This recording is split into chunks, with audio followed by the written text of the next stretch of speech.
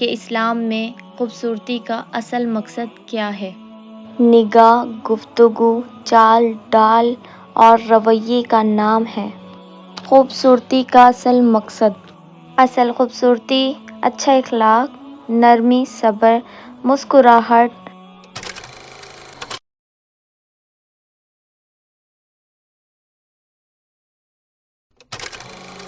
السلام علیکم ورحمۃ اللہ وبرکاتہ۔ امید ہے آپ سب خیریت سے ہوں گے۔ اسلام میں خوبصورتی کا اصل مقصد۔ قرآن و حدیث کی روشنی میں آج میں آپ کو بتاؤں گی کہ اسلام میں خوبصورتی کا کیا مقام ہے، اسلام میں خوبصورتی کا اصل مقصد کیا ہے۔ تو چلیں بغیر ٹائم ویسٹ کیے ہم اپنی آج کی ویڈیو سٹارٹ کرتے ہیں۔ بسم اللہ الرحمن الرحیم۔ آج کی دنیا کہتی ہے کہ خوبصورتی چہرے، کپڑوں اور میک اپ میں ہے، لیکن اسلام ہمیں سکھاتا ہے کہ اصل خوبصورتی دل، نیت اور اخلاق میں ہوتی ہے۔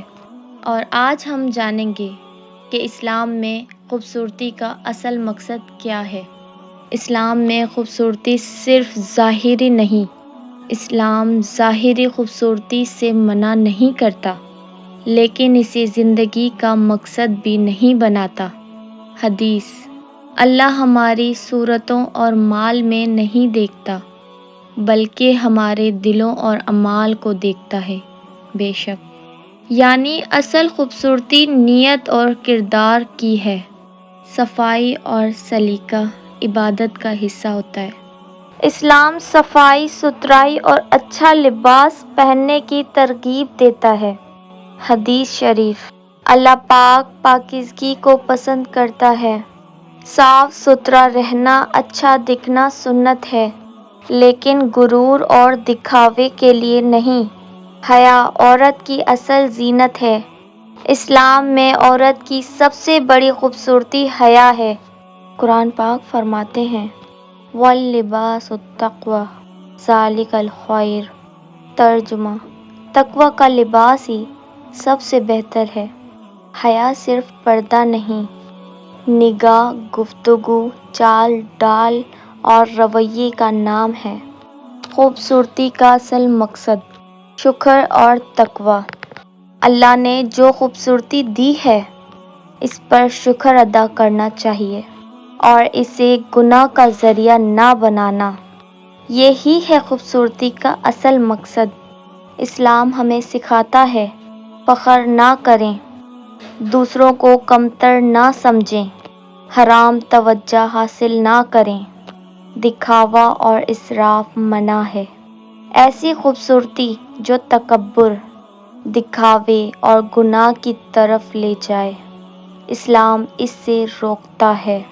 قرآن پاک فرماتے ہیں: ان اللہ لا يحب المتکبرین۔ ترجمہ: اللہ تکبر کرنے والوں کو پسند نہیں کرتا۔ اسلام سادگی سکھاتا ہے۔ اصل خوبصورتی اچھا اخلاق، نرمی، صبر، مسکراہٹ، معاف کرنا، یہ سب اسلام میں سب سے بڑی خوبصورتی ہے۔